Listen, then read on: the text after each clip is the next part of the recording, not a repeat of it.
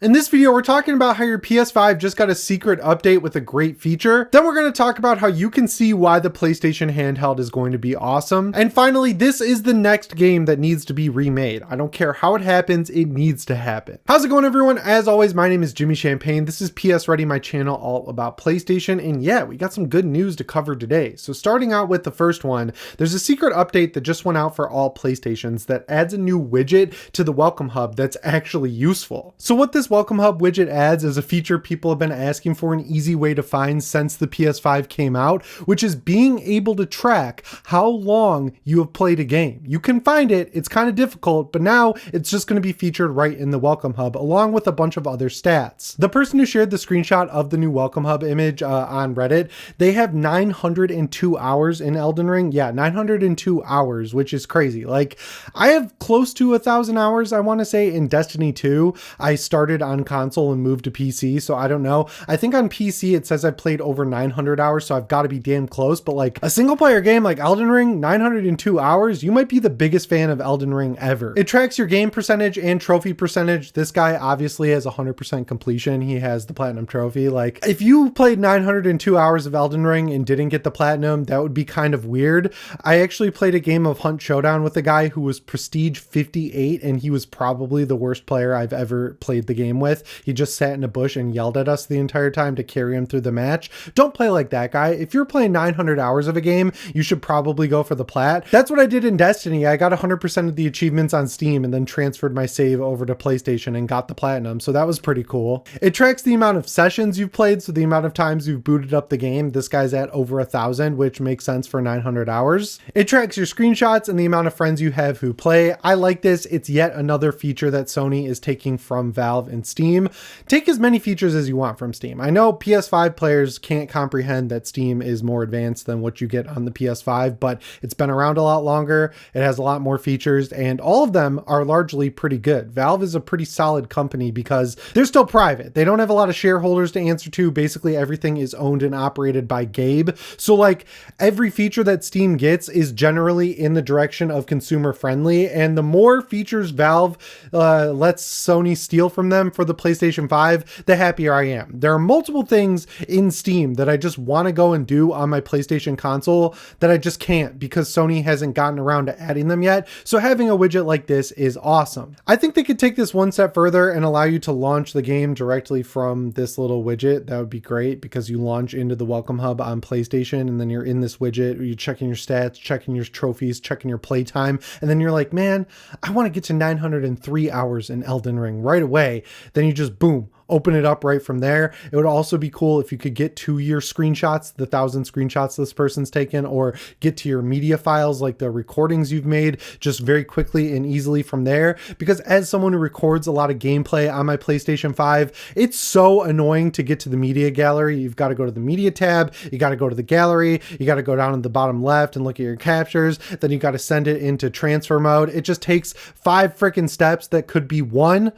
So just add it to the Welcome Hub. Like, I want everything that my PS5 can be doing at any given moment to be launchable in one button push from the Welcome Hub, just like it is in Steam. I really hope this team continues to get support within Sony and doesn't get moved around to other teams just because of the way everything's going. Like, game development's expensive. People are buying games less. There's less money floating around because everything's still expensive in the real world. So like, if they're looking at what team to move around or lay off, I mean, first of all, they're going to go for that team or marketing. They're going to say, it's cool that you're making the PS5 actually work the way people want it to, but how does that generate us revenue or money? So we're going to move you to game development or software development that helps the store or something like that. So I hope they stick around because I think the Welcome Hub is one of the coolest things that Sony has added to the PlayStation 5 since it came out. And I'd like to see that team get more support to do other things that are just features people directly want. If you guys didn't know, I run a Steam Deck channel called Deck Ready, and I think Valve deserves a gold star for doing this. Back when the Steam Deck came out, there was a plugin manager you could install called Decky Loader, and then people would make free plugins for the Steam Deck. And I think the rate of which there was a plugin that got really big over a weekend because some guy made something people were actually asking for, and then Valve just turned around the next week and added it to the actual Steam Deck OS is like 100%. Like, they've done it so many times with a bunch of different features that people are actually using, and that made the Steam Deck a better thing overall. So I'd like like to see Sony kind of copy Valve in that department. This video is sponsored by Scry. Yep, you get it. My friends from Scry are back to sponsor another video on PSReady with their Arctic PS5 coolers. You guys know I'm into racing games, and right now I've been splitting my time between the Crew Motorfest and Gran Turismo 7, both games that push the PS5 to its limits, but with this cooler on my PS5, it stays perfectly chill. There's two key benefits that play into each other with these coolers. The first one is that you're going to get a longer lifespan out of your console because it's going to stay cool the entire time you're using it, which will extend the lifespan of its individual components. The second great thing is that it prevents thermal throttling, so the game will run at its best no matter how long you're on your console. And when I play racing games, I get hooked and addicted, and I sit there for hours on the weekends just going through the same license tests over and over again in Gran Turismo 7. Some of them get pretty tough. And I've mentioned it before on the channel, I'm either fortunate or dumb enough, depending on how you look at it, to have 3 PS5s. The launch model has the Arctic V2, my PS5 Slim has the Arctic S, and my PS5 Pro has the Arctic Pro. They're all staying perfectly cool no matter what I'm playing. And Scry was awesome enough to hook me up with a discount for my viewers, so if you pre-order one of these coolers from their website and use the code PSReady at checkout, you'll get an extra $5 off. It rules. Once again, huge shout out to Scry for sponsoring this video. But speaking of the Steam Deck, we have a new video that was put out by the makers of Stellar Blade to just show off why it's going to be so awesome having a PS5 handheld. So Stellar Blade is one of the biggest PS5 exclusives of this generation. It's a console exclusive on PlayStation, which means it'll never come to Xbox. I guess it might come to Switch 2 eventually, but up until now, it's been a PS5 true exclusive, and it's coming to PC soon. So the developers Shift Up released a video of it running on Steam Deck, and it looks like it's running pretty well. They don't have the frame reader open, so you can't actually see if it's locked to 30 or if it's running unlocked, so like 40 to 60, but the image quality is solid. They show combat, which is great because a lot of games on Steam Deck will look great in the early areas where you're just running around, but then when you get into combat or something more graphically intensive, the frame rate falls off a cliff. So it's nice to see that in combat scenarios, it's still holding up and working pretty well.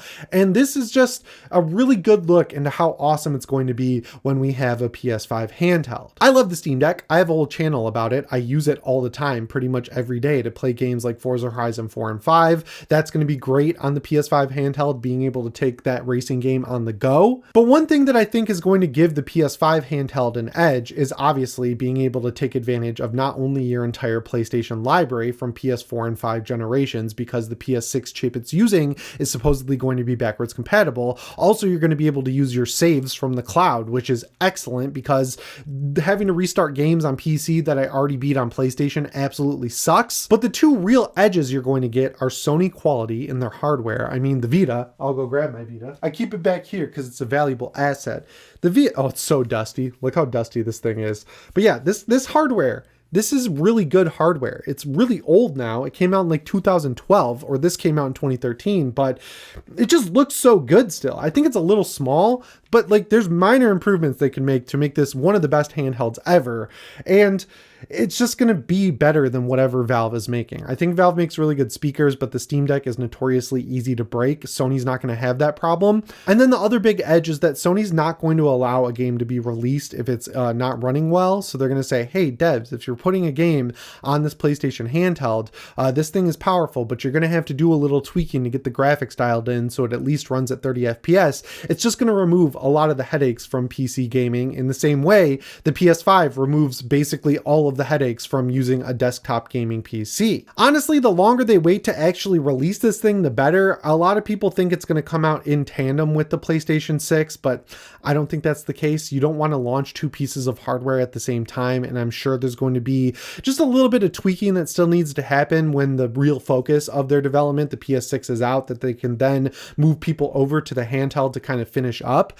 If they wait longer, they'll be able to get better performance. They'll be able to make sure it's all ironed out, and they really need to. They need to nail the launch, because by the time this thing releases, not only are they competing with the Steam Deck, they're competing with the ROG Ally, they're competing with the Legion Go, they're competing with Xbox's dedicated handheld, and of course they're competing with the Nintendo Switch 2.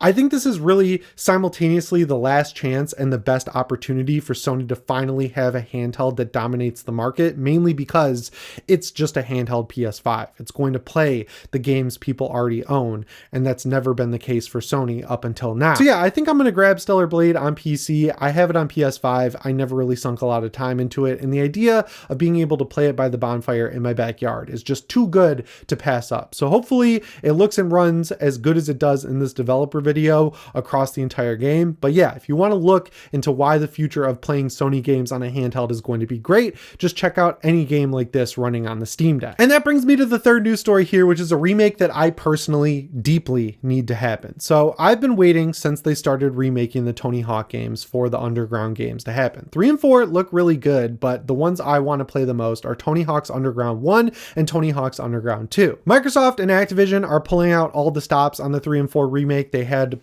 media people come out and play it early. They did an event with Tony Hawk. They did a live concert. So clearly they're confident in it. And one of the websites who was there actually asked Tony Hawk if there is a future for remakes of Tony Hawk's Underground and Underground 2, which makes a lot of sense considering Bam is back in 3 and 4. So like Bam is very heavily featured in Tony Hawk's Underground 2. You know, it makes sense to ask if they're going to remake those games in the future. Tony Hawk said he's campaigning as hard as possible, but conversations haven't started yet. I'm sure they have behind closed doors, and he also unfortunately said that it's up to sales. And the thing that bothers me about that is the way that they're remaking 3 and 4 is going to punish people who want remakes of Underground 1 and 2. If you don't know the big controversy, essentially one of them was that Bam wasn't in the game. That was his first appearance in Tony Hawk games, and he was a really cool playable character in 4. So Tony Hawk demanded that they add Bam back into the game, which is great because I was a huge Bam fan back in high school. But the other big problem is how they're handling 4's career mode. So it's going to be different. They say that the career mode's going to be there without the time limits and everything like that. But 4 was pretty much an open world game. It was the first step into the Underground style of game, and they're not doing it that way. It's kind of like a half-baked version of the real 4 campaign. You can play it in the time mode, I guess, or you can play it in open mode, but still, they're not doing it the right way, and I think that's going to turn a lot of people off from buying this product. So to hinge the remake of Tony Hawk's Underground and Underground 2 on the performance of 3 and 4 remake when they're not doing it right, that feels kind of scummy to me personally. But the reason I really want them to remake these games is that while I played every Tony Hawk game from the first one up to the last one, which was Proving Grounds, I love Underground and Underground 2 the most. They have the most fun stories, the most fun map variety, having the levels be kind of open-ish world areas that were set all over first the United States and then all over the world. And they also just came out at the peak era of Viva La Bam, Jackass, and Wild Boys all being on TV or in movie theaters at the same time. It's like the best era to grow up, unarguably, because everything was just so much less serious, and the fact that Viva La Bam could exist was just great.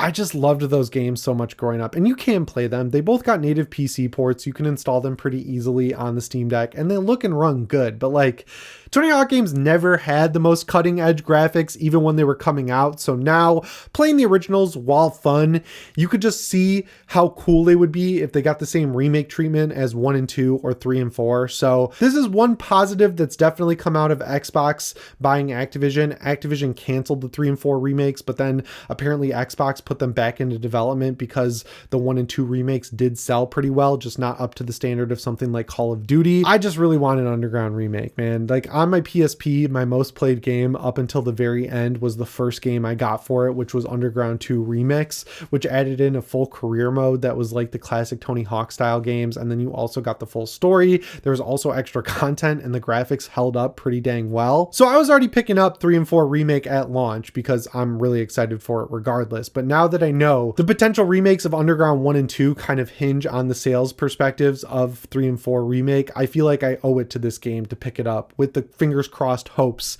that I get Underground and Underground 2 remade. I don't know if this is going to convince you to buy it. I hope it does because I really want to see those games remade. Anyway, guys, that's all I've got for you in this one. As always, my name is Jimmy Champagne. I'll see you in the next one. Thanks for watching, and shape on.